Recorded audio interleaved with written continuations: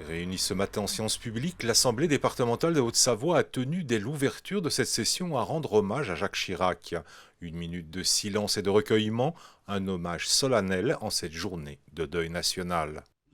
S'ensuit les premières délibérations, dont celle concernant l'engagement du département de 12 millions d'euros supplémentaires dans le cadre du contrat de plan État-région 2015-2020. Par cet avenant, le département porte à 162 millions d'euros sa participation à ce contrat de plan, des fonds supplémentaires qui lui permettront d'engager des crédits en faveur de nouveaux projets structurants pour le territoire.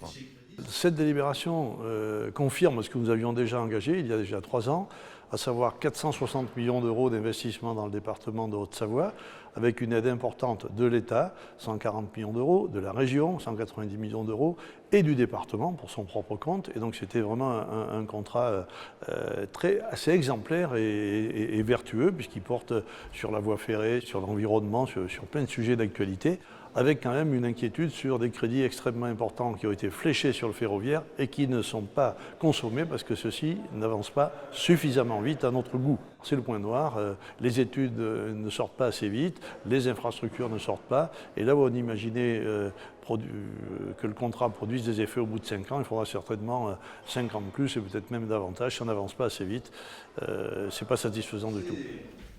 Autre engagement remarqué du département pris lors de cette séance, un plan d'urgence de 400 000 euros en faveur des forêts des Pays de Savoie dévastées le 1er juillet de cette année. Plus de 100 000 mètres cubes de bois sont toujours à terre, ce qui représente la moitié de la production sylvicole annuelle. Une aide d'urgence en faveur des communes et groupements de propriétaires forestiers privés.